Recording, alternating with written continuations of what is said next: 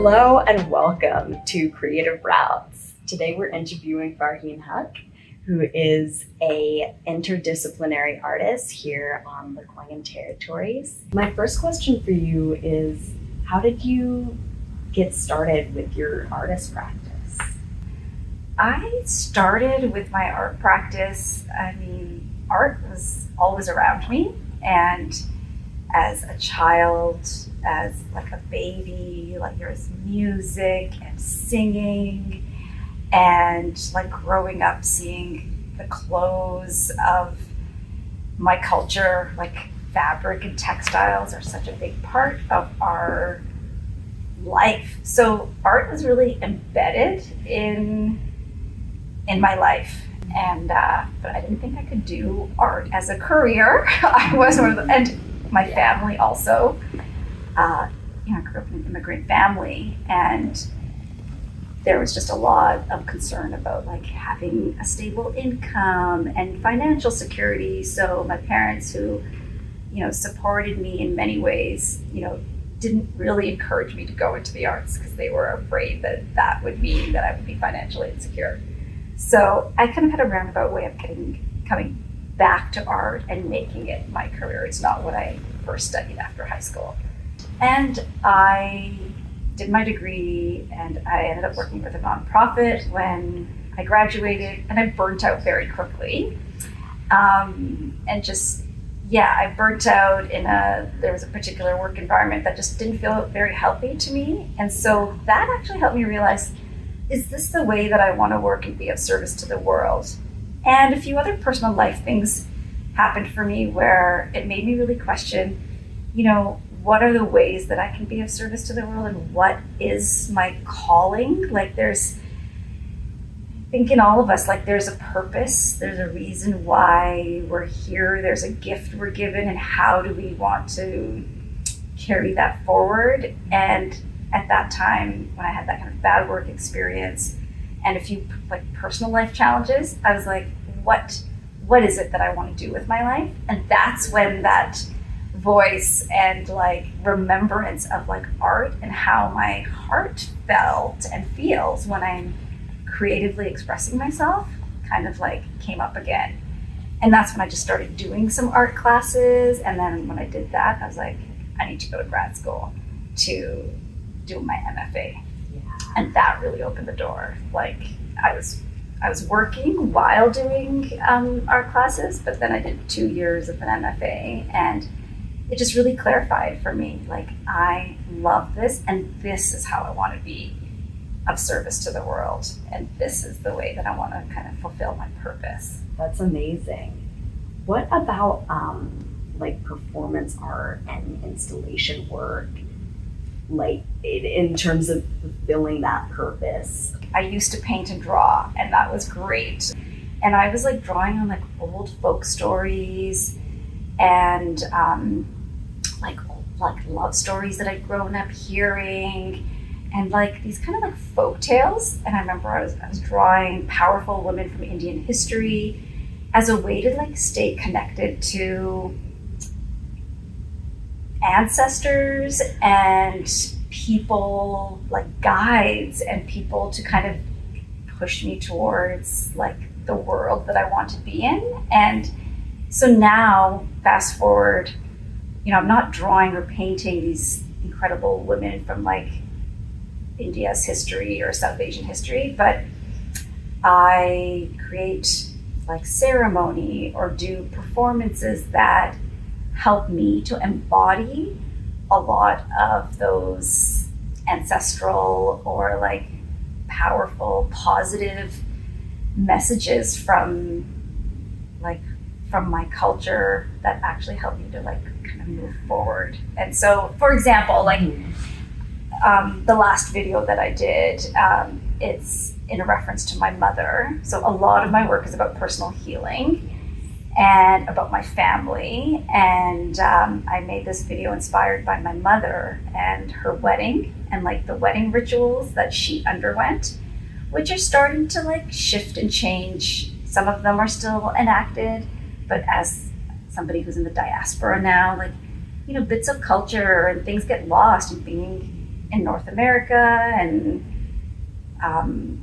in a culture that's, there's a lot of white dominant culture. It's like there's things that kind of get washed away, but then there's new things that get added. But I was really interested in seeing my mom's and my dad's wedding rituals and seeing the kind of powerful symbols that were enacted there and kind of making sense of them for myself here. But instead of marrying two people being married, I enacted those rituals with the Salish Sea as a way like to use that language to come into relationship with this territory.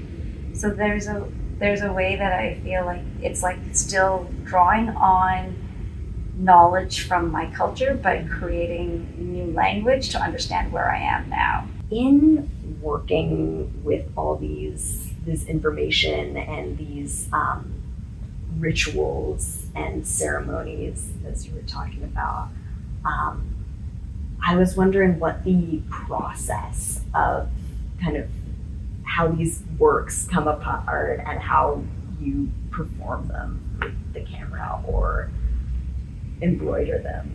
It's really, each work has its own unfolding. I just came back from a residency where I created 3 prayer mats, so these 3 textile works that reference Islamic prayer mats. So this is an object that like I grew up with in my household all the time. And I've been dreaming for years about creating these prayer mats that reflect my specific locations, identities, and this one that I'll speak about specifically, it's called Shukriya Behr, and Shukriya means thank you, and Behr means land in Sinchafin, and Shukriya is Arabic or Urdu, same words.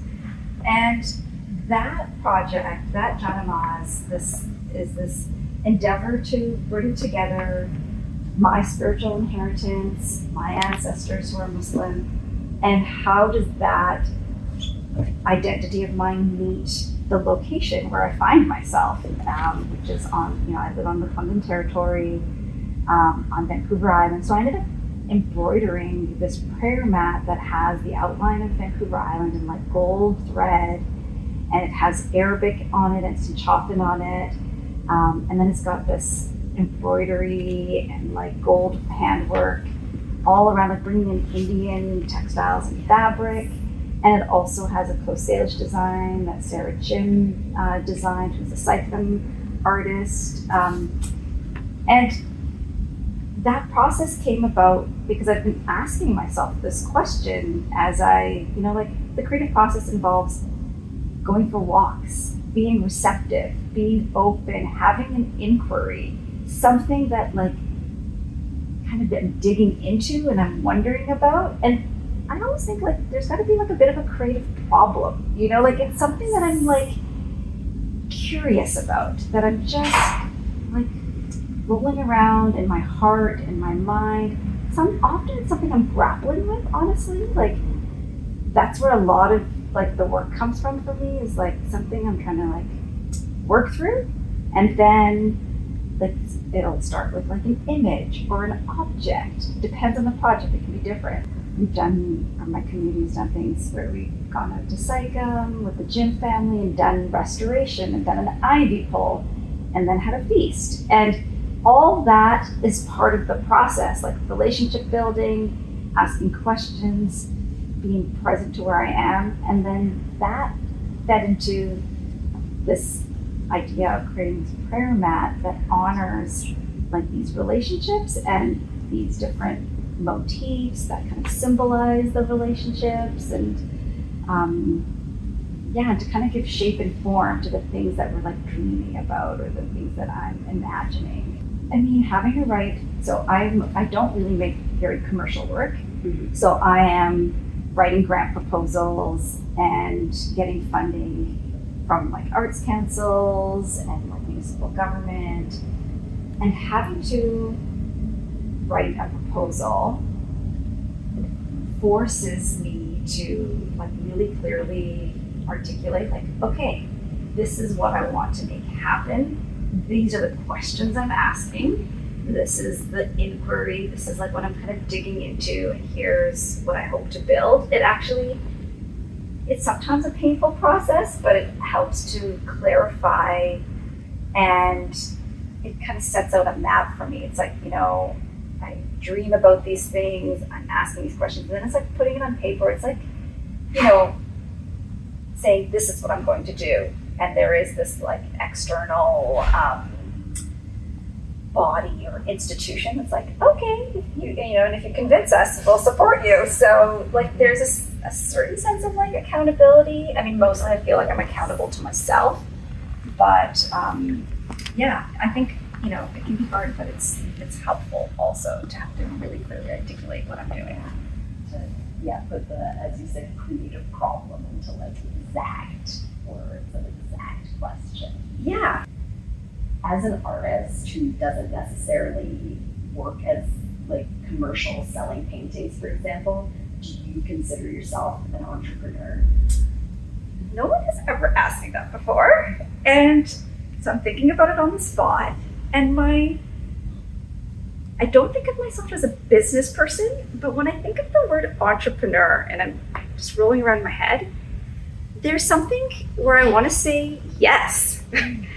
And I want to say yes because I feel like it's about innovation and about bringing forward ideas or services. And, I think as artists, we can shy away from this, especially as a non-commercial artist. I work in the realm of conceptual art, and there's a lot that I try to unpack even within that world.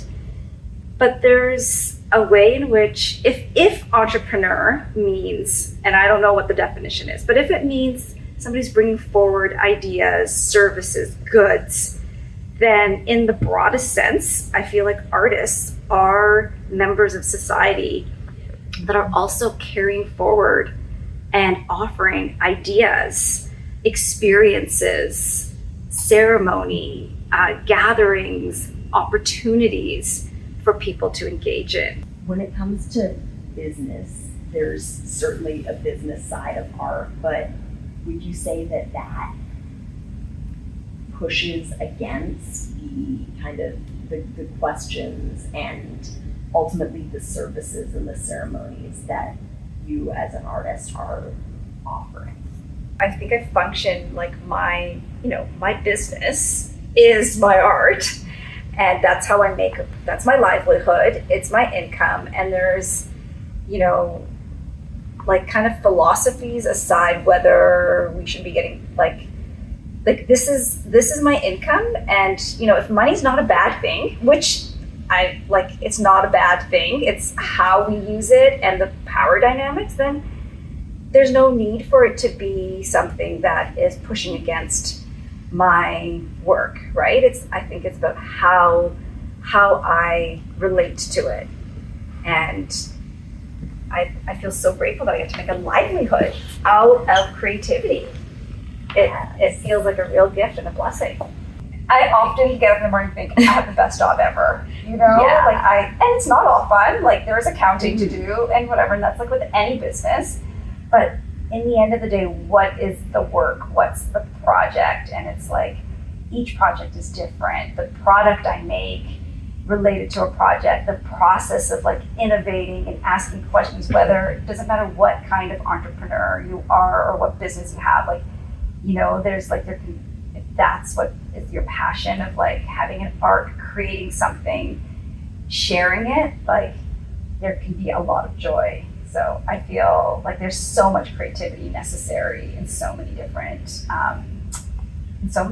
jobs. When you hear the word unlearning, what comes to mind?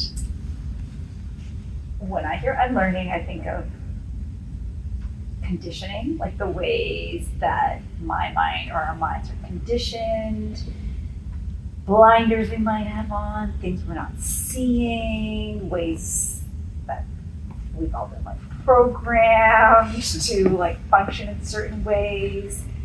And I think about like self-limitations, and I think of unlearning as looking at things that don't necessarily serve us, serve my specific way of learning or being, and it's like actually like, okay, these are the things that actually I can like begin to kind of release or let go of or look at to see how they're getting in my way.